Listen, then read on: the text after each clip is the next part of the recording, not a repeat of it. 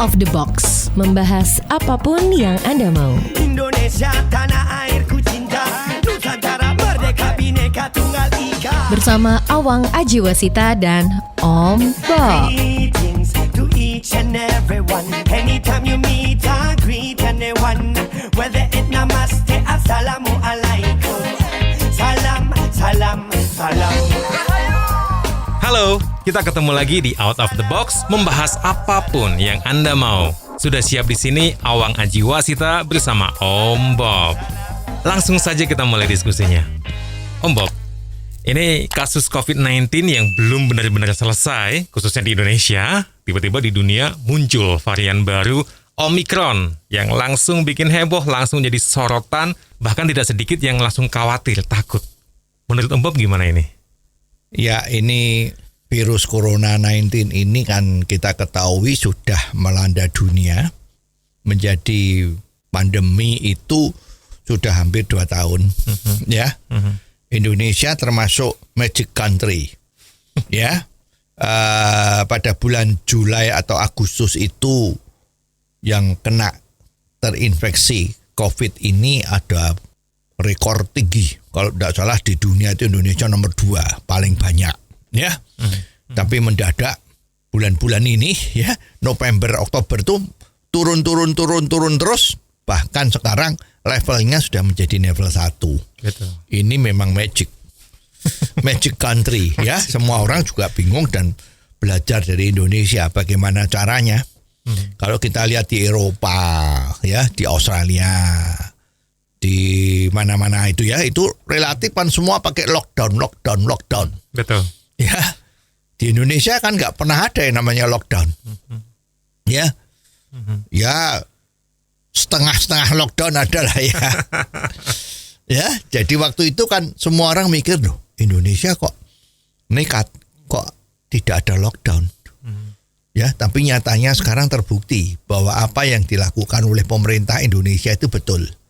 Ya, memang di dalam perjalanannya itu kan terdapat gonta-ganti penanggung jawab masalah ini, dan terakhir kan diambil alih oleh Menteri Menko kita LBP, Luhut Binsar Panjaitan. Iya. Ya. Ini luar biasa, ya. Luhut ini luar biasa, dan ternyata memang instruksi-instruksinya itu tepat dan semua merasa mendukung apa yang dikatakan oleh Bang Luhut ini. Betul. Ya. Betul. Ini luar biasa. Ya. Dan di sekarang tiba-tiba kemarin kan kita sempat digegerkan dengan namanya virus dari India yang Delta. Oh, ya, Delta bingung, ya, semua Delta itu sempat menghantam Indonesia kemarin itu, ya. Nah, sekarang sudah mulai merosot, mulai tidak ada, muncul yang namanya virus. Kemarin masih pakai istilah-istilah teknis, terakhir ini diganti dengan istilah yang saya kira lebih betul, yang dinamai Omicron, yaitu kecil, ya. Jadi ternyata ini digembar-gemborkan bahwa ini sangat bahaya macam-macam. Betul. Ya, ini juga kemarin dipertanyakan bahaya kepada siapa. Ya, ternyata bahwa mutasi yang terjadi di virus COVID-19 ini untuk Omicron tadi itu yang asalnya dari Afrika Selatan, ya, itu ternyata perubahan mutasi itu ada di kaki-kakinya dari virus itu. Jadi virus corona ini kan bentuknya bulat, ya, terus ada batang-batangnya itu, terus ada kepalanya atau kakinya. Kakinya itu yang nempel di tubuh kita, yang biasanya masuk dari hidung atau tenggorokan. Nah, itu kalau udah nempel di situ, bahaya itu, ya. Terus bisa berkembang inkubasi yang perlu waktu 7 sampai 14 hari, maka itu kan karantinanya kalau nggak 7 hari, 14 hari kan. Betul. Nah, itu kalau dia mengembang terus, inkubasinya selesai, masuklah di dalam paru-paru, itu akan menyerang kita untuk sesak napas dan sebagainya. Ya, ternyata mutasi yang terjadi itu hanya di pentol-pentol kakinya itu. Ya, kita pakai istilah yang seperti inilah, semua orang tahu lah, ya. Kalau kita bikin secara alamat model-model teknis kedokteran, istilahnya pakai Latin macam-macam itu malah kita susah ingat ya. Jadi kita pakai orang awam aja, pengertian yang sederhana. Yes. Merakyat. Ya. Ya. Itu ya. Nah, sekarang apakah betul-betul Omikron ini betul-betul bahaya? Ya, ini ada analisa yang dilakukan oleh dokter hewan yang bertempat tinggal di Bandung, yaitu Indro Cahyono. Oh iya. Ya, ini dia membuat penjelasan yang cukup bagus lewat YouTube. Ya, nah, sebelum ini ada itu juga beliaunya sudah pernah memberikan cara-cara mencegah tertular COVID-19 itu yang dikatakan protokol rakyat. Protokol rakyat. Ya, jadi dia bilang kalau mau menghindari COVID-19 ini sebetulnya sederhana dan murah, asal kita mau rajin melakukannya. Ya, yaitu bahwa masing-masing orang seminggu 3 kali itu hidungnya itu dialiri oleh air garam. Ya, air garam 1%. Nah, ini sangat murah. Garamnya beli di pasar yang namanya garam krosok. Betul, Ya, betul. di pasar itu murah. Ya, masukkan dalam tabung dicampur dengan air. Pokoknya supaya jadi NaCl 90%. Ya, nah itu disalurkan lewat hidung kanan kiri. Ya, setelah itu sekali lagi itu dikumur-kumurkan di tenggorokannya. Itu virus-virus yang kemungkinan ada dan nempel itu luluh lepas semuanya itu bareng dengan air garamnya tadi itu. Ya, katanya ini cukup efektif. Nah, sekarang beliau dengan adanya virus yang baru yang katanya ada mutasinya ini, beliau juga melakukan penelitian ya, karena memang dia itu dokter hewan, tapi dia mempunyai gelar peneliti virus. Ya, yang dia ambil dan dapat gelar S2-nya itu di Universitas Australia Adelaide. Ya, jadi dia memang spesial ahli virus. Lah, dia menyelidiki yang namanya virus mutasi dari COVID-19 ini, yang namanya mengerikan, ya sempat dibikin geger kan, breaking news di mana-mana kalau ada varian baru. Nah, ternyata beliau mengatakan bahwa sepanjang varian baru ini masih tetap masuk di dalam jenis COVID-19, maka sebetulnya ya kita tidak perlu begitu panik. Ya, kita harus waspada tetap. Prokes kesehatan yang sekarang ini ada masih harus terus jalanin. Yaitu apa? Jaga jarak. Betul. Jangan kumpul-kumpul. Pakai masker. Itu terus. Ya, sepanjang kita prokes kesehatannya ini dilakukan, juga sering cuci tangan kan. Itu kan virusnya, tangan kita kan gratis. Ya, suka pegang-pegang macam-macam. Nah, itu kan bisa juga kena virusnya. Apalagi terus usek-usek mata. Ya, masuk-masuk lubang hidung, atau kalau makan pakai tangan itu ya masuk mulut, itu kan membahayakan sekali. Jadi harus sering cuci tangan. Jadi sepanjang prokes kesehatan ini dilakukan, itu relatif kita akan aman. Ya, jadi mestinya ini harus waspada, tapi jangan panik. Ya, jangan panik. Menjadi sangat apa itu? Jadi parno ya? Iya, parno itu jangan, nggak perlu. Paling penting kita harus hati-hati ya. Karena anyway kita sudah membuktikan kan, begitu sampai level 1, ekonomi Indonesia itu naik. Betul. Ya, semua roda ekonomi berjalan. Ya, sudah ada olinya lagi gitu kan. Betul. Ya, tapi kalau sekarang ini panik dengan ini, kemudian tidak boleh lagi berbuat sesuatu ekonomi, jadi misalnya levelnya atau dinaikkan lagi level 4, nah ekonomi Indonesia akan jatuh lagi. Nah, ini kan tidak perlu panik ya. Sebenarnya kalau kita ngomongin COVID, Om Bob, itu seberapa bahaya sih?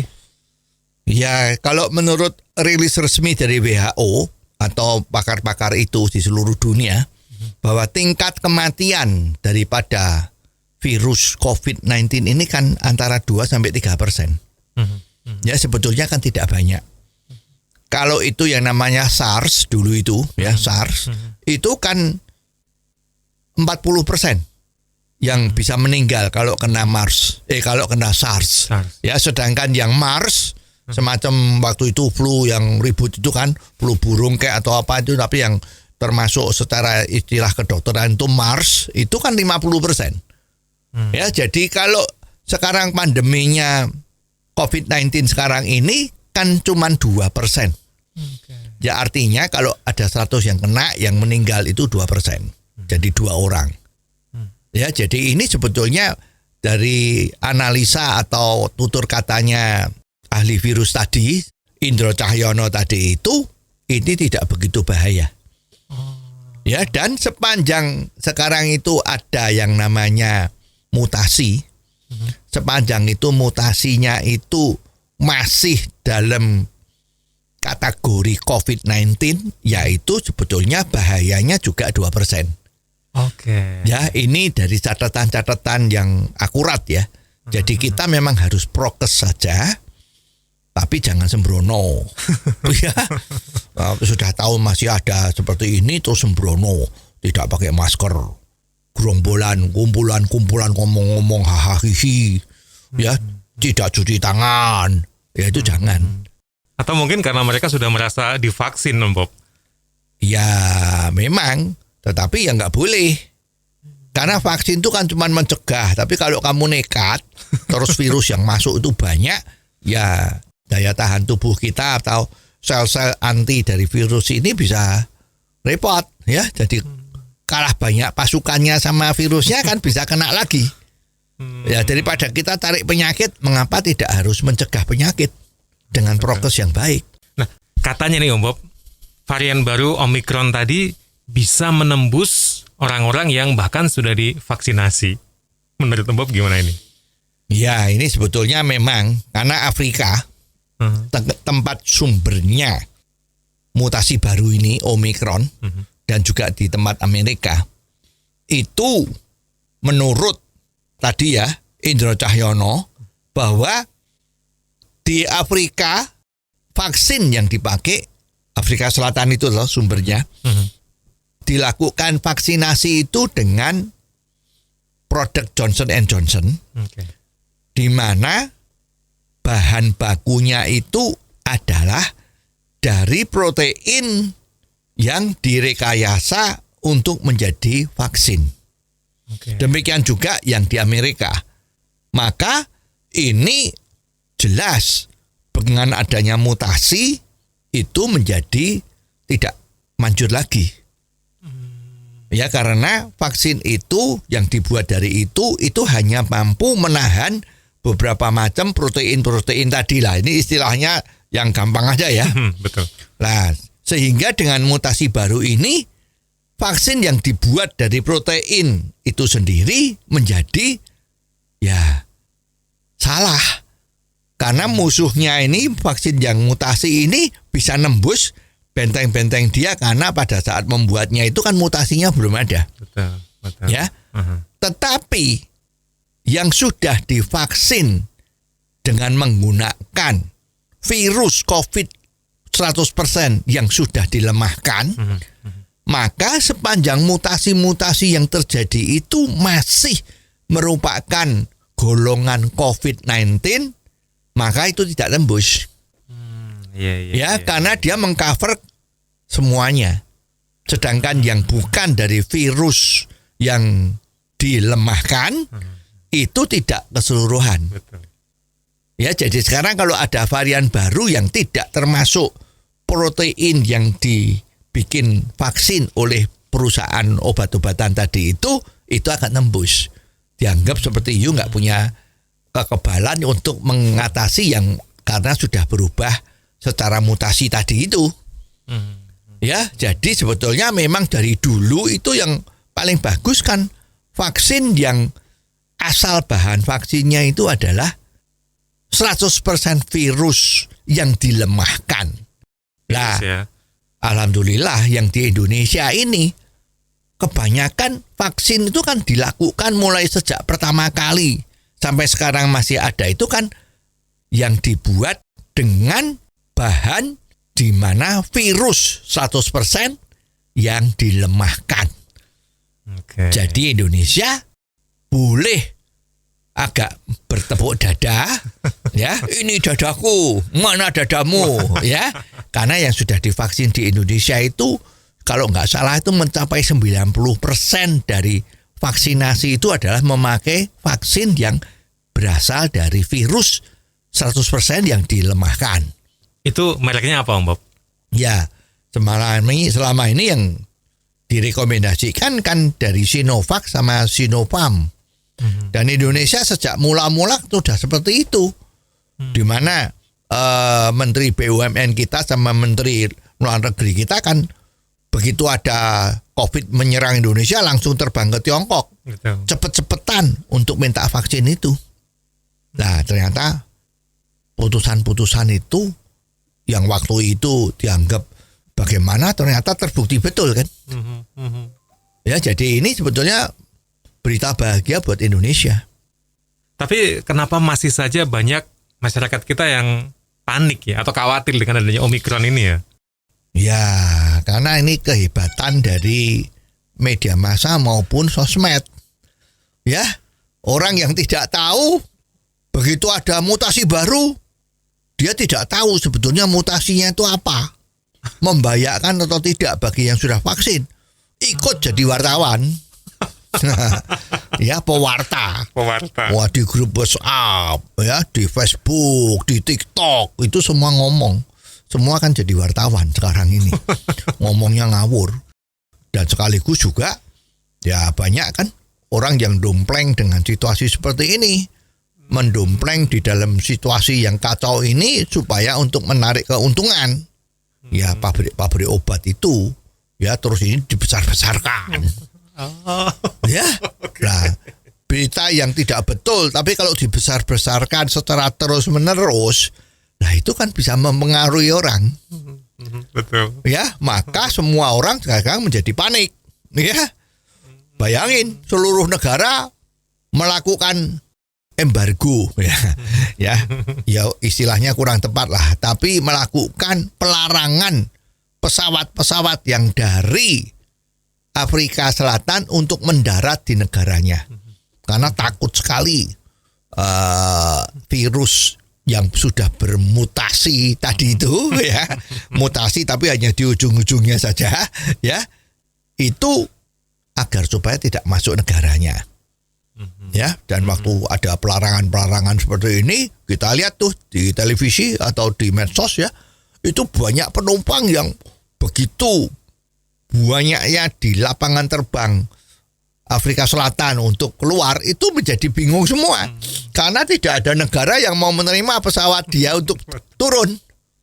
Ya, nah ini ada cerita yang aneh nih. Ya, konon ini ada, ya, di Indonesia kan juga begitu, ya. Begitu ada isu, ada namanya mutasi virus COVID-19 jenis baru, di mana yang berubah itu ada 30 macam, ya, kaki-kakinya doang, ya, bukan intinya, ya.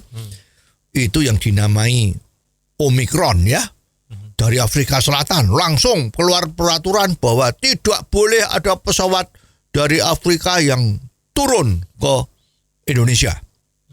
Ya, nggak taunya ini di atas langit itu sedang ada pesawat yang sudah terbang kemarin dari Afrika. Terlanjur terbang. Iya, terlanjur terbang dan jaraknya terbang itu bisa 22 jam itu dari Afrika sampai ke Indonesia. Ya, itu begitulah. Yang di atas kan bingung lah, ini udah terbang. Kalau nggak boleh darat gimana ini? Bisa kehabisan bensin gimana di tengah jalan, ya kan? Nah, ya kita beruntung. Ternyata besok paginya ada ralat. Oh, ketentuan ini berlaku nanti malam, bukan kemarin, ya. Jadi selamat, ya. Nah, tapi memang ya perlu waspada. Maka tetap walaupun ada yang namanya virus baru yang namanya Omikron tadi itu, ya tetap protokol kesehatan di lapangan terbang kita kan tetap jalan seperti kemarin. Kalau yang dari luar negeri datang harus karantina, harus PCR test, macam-macam itu is okay. Ya sebetulnya tidak ada perubahan apa-apa.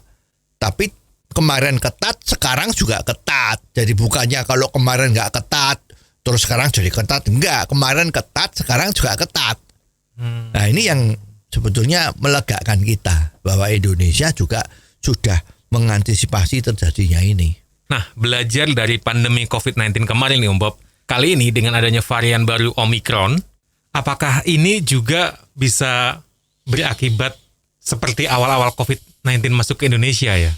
Ya, kalau sekarang bahwa relatif kan vaksinasi di Indonesia itu kalau nggak salah kan sudah jalan di atas 60% ya. Betul. Ya, lansia maupun orang-orang dewasa dan juga anak-anak sudah mulai juga. Pelajar-pelajar juga sudah mulai, dan supply dari vaksin itu kita lihat terus hampir tiap minggu itu datang jutaan terus. Itu rasanya Indonesia sudah cukup oke. Ya, jadi kalau vaksinasinya sudah dilakukan dengan baik dan semua sadar, ya, dan nanti tingkat herd immunity-nya itu sudah tercapai, ya mestinya akan tetap aman. Tapi aman ya aman, jangan ngawur terus menantang ya. Kalau menantang tuh nggak boleh ya, terus buka masker di mana-mana, kumpulan macam-macam ya, terus makan pakai sendok yang sama untuk semua mulut, barang itu kan nggak boleh. Jadi perjamuan prasmanan yang tukar-tukaran sendok atau gimana itu kan masih tetap ya jangan dulu ya, jangan. Yang namanya itu jangan jumowo. Wah, mentang-mentang level 1 terus seenaknya sendiri itu ya jangan. Ya, kan kita tetap harus waspada karena virus ini juga masih gentayangan. Tapi kalau negara lain Om Bob, apakah juga ada ya negara yang sepertinya regulasinya itu tidak seketat yang kita bayangkan selama ini? Ada. New Zealand. Ya. Dia udah merasa bahwa virus COVID-19 ini nggak bisa hilang. Ya, jadi dia nganggap bahwa pandemi ini sudah menjadi endemi.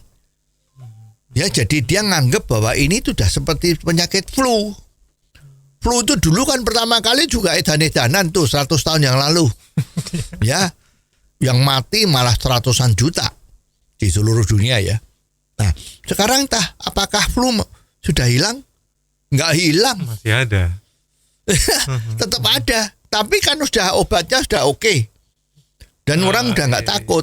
Cuman ya kalau ada orang flu kita jangan deket-deket supaya jangan ketularan. Ya, kalau kamu kena flu dan kebetulan badanmu lemah juga, bisa kan yang namanya flu macam-macam itu. Kalau yang di Amerika musim dingin itu paling banyak itu ya, di negara-negara subtropis itu. Kalau musim dingin banyak orang kena flu, bahkan ada yang meninggal betul. Karena kalau udah keserang flu itu kan bisa segudur badannya sakit, bisa sesak napas, macam-macam. Nah di New Zealand itu bahwa COVID-19 itu dianggap seperti flu. Jadi manusianya atau penduduk New Zealand itu yang atau orang asing yang datang harus waspada. Ya harus jaga diri baik-baik supaya kamu jangan kena virus ini. New Zealand. Ya, jadi sebetulnya banyak contoh-contoh yang membuat kita tuh tetap waspada, tapi jangan panik. Ya, tetap waspada, jangan panik, jangan jumawa tadi itu. Ya, kita juga sering melihat loh itu kalau itu lagi situasi pandemi ini walaupun levelnya udah 1 atau 2, ada yang hajatan, dangdutan, rame-rame, wah ketawa ketiwi, itu juga kita hatinya juga nolongso, ini kok nggak ngerti ya bahwa zaman-zaman seperti itu jangan dilakukan dulu ya sampai betul-betul levelnya 0 gitu lah mungkin lah ya, tapi ya ini sekarang masih level 1, jangan jumawa seperti itu kan bisa repot. Kalau kita lihat dari sisi pengusaha nih Om Bob, apalagi ada pengetatan libur Natal dan Tahun Baru, ada Omicron juga, ini apakah juga pengusaha harus lebih mewaspadai lagi, perlu bikin ancang-ancang lagi nggak ya? Ya kalau nanti ada peraturan pemerintah bahwa liburan Natal dan Tahun Baru itu tidak boleh cuti, itu ada betulnya. Ya, karena Indonesia kan baru 60% yang divaksinasi. Walaupun sudah level 1, tapi kan tetap harus waspada. Nah, kalau melihat sejarahnya kemarin, waktu Lebaran, Yes. waktu Idul Adha, Yeah. ya, itu liburan panjang sedikit itu, ternyata yang kena infeksi grafiknya naik. Rumah sakit kewalahan. Itu gimana? Nah, mestinya liburan Natal tahun baru ini kita lihat kalau memang tidak boleh lagi melakukan kerumunan-kerumunan, perayaan hura-hura, itu bagaimana? Ya, pasti ini secara diam-diam pasti ada lah ya. Tetapi kita lihat kalau sudah ada seperti ini dan rakyat kita itu sudah mulai memperhatikan, jangan jumowo tadi itu. Kalau ini nanti lolos tidak ada kenaikan penderita COVID-19 ini, kemungkinan tahun depan dinyatakan bahwa Indonesia bebas COVID. Nah, itu kan menjadi berita besar dan luar biasa. Ekonomi segera bisa digenjot. Ya, agar supaya kehidupan masyarakat itu pulih.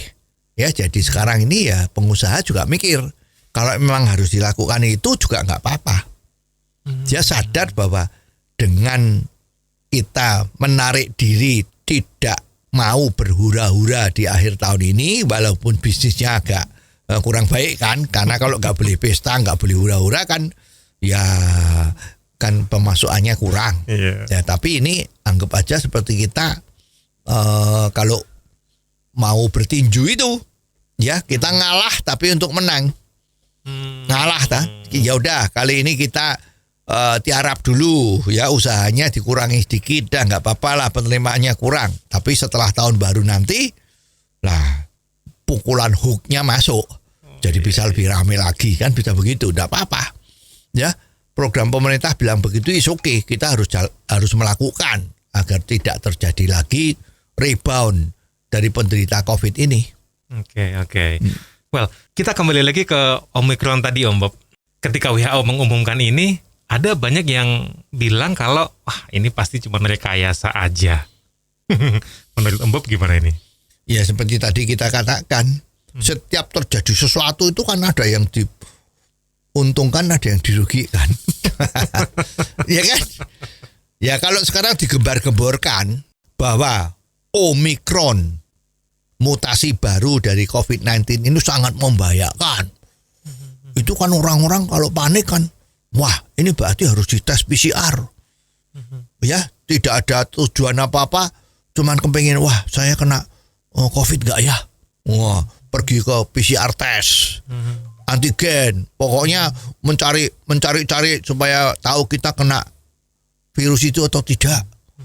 Nah yang diuntungkan kan yang punya PCR, yang punya antigen, ya. Genos sudah tidak masuk hitungan ya, karena genos sudah nggak dipakai sekarang ya. Ini, jadi inilah yang menjadi masalah. Nah, pabrik-pabrik obat ya seneng-seneng aja. Kalau ini geger, pasti orang cari obat. Lah dia bikin obat. Ini obat yang manjur untuk mengatasi Omicron dari COVID-19. Wah, semua pada beli, ya untung dia. Ya. Yang kan jadi korban siapa? Orang yang tidak hati-hati, orang yang panik, itu jadi korban. Artinya korban itu ya yang seharusnya tidak beli jadi beli gitu kan. Itu kan sing bikin masalah. Berarti langkah apa ya yang harus dilakukan supaya kita tetap tenang, supaya kita nggak khawatir, siapa tahu nanti akan ada varian baru lagi atau berita-berita seperti itu. Iya, saya kira anjuran dari Dr. Hewan Endro Cahyono tadi itu kita ikutin deh. Murah kok. Ya, bila perlu tiap malam, tiap hari ya. Yaitu hidung kita dicocori, dikucuri oleh air garam 90% ya. Itu juga kumur-kumur tenggorokan kita. Ya, karena menurut penelitian beliau di laboratorium, kaki-kaki yang nempel dari virus itu di tenggorokan kita atau di saluran napas hidung kita, ya saluran itu kan biasa kalau kita PCR test itu kan disogok-sogok itu di lubang hidung itu kan, pojokan itu kan. Betul. Nah itu kan sumbernya nempelnya di situ, makanya periksanya di situ atau tenggorokan kan. Langit-langit itu sampai dalam itu, wah sakit tuh ya. Nah itu begitu virus tadi itu di dalam lab itu kena air garam yang 90%, ternyata kaki-kaki itu lemah, lepas, hilang ikut dengan larinya air garam itu. Oke. Nah itu murah sekali daripada UPCR, daripada macam-macam, apalagi kalau sampai sakit, murah sekali. Itu harga nggak sampai 10.000 bisa dipakai seminggu, ya. Nah kenapa kita tidak mau mencoba protokol kesehatan rakyat ini? Ya mari sekarang kita rame-rame beli garam krosok, campur dengan air sendiri, masukkan hidung kanan dengan kepala miring, biar keluar dari hidung kiri, kepalanya dibalik, masuk kiri, keluar kanan, itu kan sudah aliran garam tuh, air garam. Iya betul. Ya, betul. itu sudah virus-virusnya ikut itu, hilang. Yang di tenggorokan ada kumulah itu, kumur, kocok ya. Itu sampai tenggorokannya itu, wah itu udah dikeluarin lagi air garamnya. Itu udah. Kalau kita lakukan ini tiap hari, ya saya kira insya Allah nih virus-virus tadi itu sudah nggak ada di badan kita. Dan kita akan selamat. Tapi ya jangan terus jumawa. Udah seperti itu terus nggak pakai masker. Ya kumpul-kumpul. Ya. Apa yang nekat-nekat itu. Yang kemarin lihat itu ada seorang tokoh. Ya. Yang ada orang kena COVID, bilangnya nularinya dari mulut, malah ngomong-ngomong, kipas-kipas di depannya biar COVID-nya dari yang sakit itu biar masuk di tempat dia. Ini saya nggak takut virus ya, jangan gitu. Itu resiko ditanggung penumpang ya. Jadi begitu.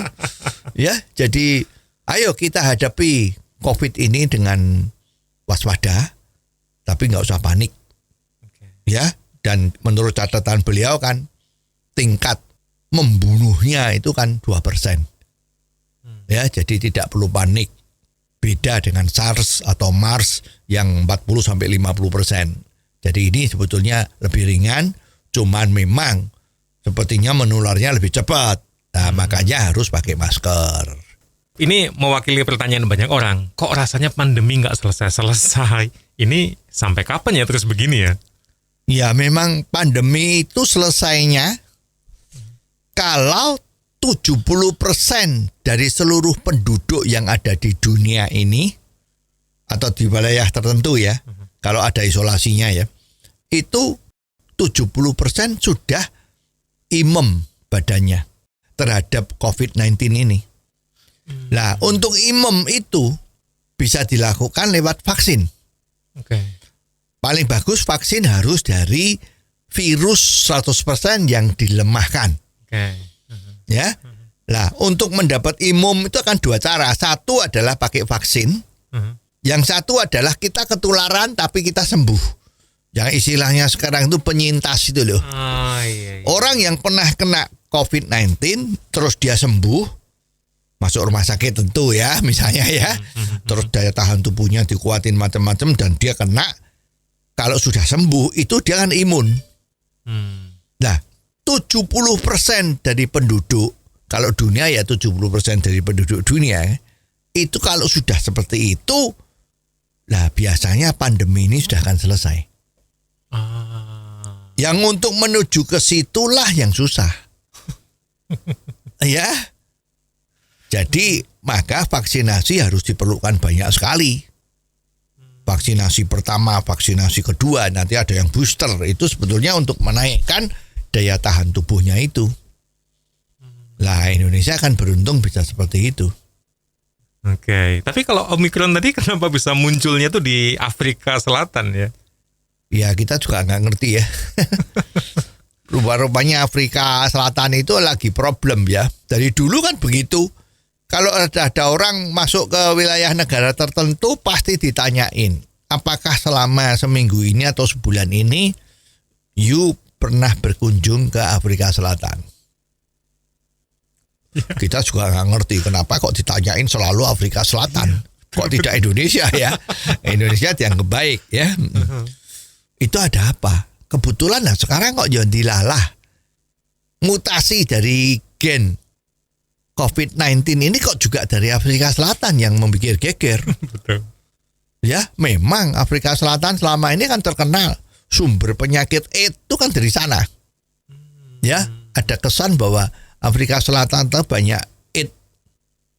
Ya, AIDS ini kan juga membahayakan orang ya, misalnya begitu. Terus dulu nggak salah itu Afrika Selatan itu juga terkenal dengan adanya malaria. Ya, terus ada yang apa itu Ebola, ya, itu juga dari Afrika Selatan. Lah, apakah karena Afrika Selatan itu memang sumbernya penyakit aneh-aneh seperti itu, maka COVID ini juga ikut-ikutan, ya? Lah kebetulan di sana vaksinasinya kan bukan dari virus yang dilemahkan. Iya. Ya makanya begitu muncul ya orang langsung takut sama Afrika Selatan. Kalau nggak kena mutasi dari Omikronnya COVID, jangan-jangan ada penyakit yang lain juga. Makanya sekarang predikat dari Afrika Selatan itu menjadi tanda tanya besar. Kenapa kok selalu yang dari sana itu menjadi bahan yang dipertanyakan ya? Tapi ya juga Afrika Selatan ya pusing juga. Kemarin waktu banyak negara yang ban tidak boleh ada pesawat dari Afrika Selatan, itu Presiden Afrika Selatannya juga marah-marah. Oh iya. Ya dia teriak-teriak, lo jangan dong masa pesawat dari saya di ban nggak boleh turun di mana-mana. Terus gimana dunia ini katanya damai. Kok sekarang sepertinya bermusuhan pesawat kita nggak boleh turun. Karena memang ratusan ribu itu yang sudah siap terbang dari Johannesburg. Ya, itu ibu kotanya Afrika Selatan, itu juga nggak bisa terbang semua. Gimana? Ya, padahal menurut Indra Cahyono tadi itu, ya tidak perlu ditakutin. Ya, karena itu yang bermutasi itu bukan intinya, tetapi itunya, kaki-kakinya. Sehingga ini masih termasuk sejenis ya COVID-19. Yang tingkat sembuhannya itu kan 98%. Nah mestinya ya nggak usah panik banget. Berarti sekarang kita perketat protokol kesehatan ya, Om Bob? Ya, dan hidup damai bersama COVID-19. Ya tadi itu protokol kesehatannya oke. Ya kita siap hidup damai dengan COVID-19. Ya mau tidak mau ini yang terjadi. Suka tidak suka ada COVID-19. Ya bagaimana kita harus berdampingan. Asal lu jangan ganggu gua gitu kan. Caranya gimana? Ya prokes, itu aja, prokes, cuci tangan macam-macam itu. Jaga badan sehat, imunitasnya harus jaga. Ya, kita harus sering-sering rutin ya minum nutrisi yang bagus ya. Enzim antioksidan yang aktif itu sangat membantu agar supaya kita tetap sehat melawan COVID-19. Yes. Dan sekian episode kali ini. Terima kasih Om Bob atas diskusinya. Dan terima kasih juga atas kebersamaannya. Kalau Anda punya komentar tentang apapun juga yang bisa kita bahas di sini, silakan kirim melalui WhatsApp ke 0878 5590 7788. Jangan Anda lewatkan Out of the Box versi singkat atau pendek dalam program Underline yang setiap hari disiarkan di radio kesayangan Anda ini. Dan Anda juga bisa mengikuti Out of the Box melalui indotv.live. Sampai ketemu di episode selanjutnya, Awang Ajiwasita bersama Om Bob. Tentunya di Out of the Box membahas apapun yang Anda mau. Out of the Box, membahas apapun yang Anda mau.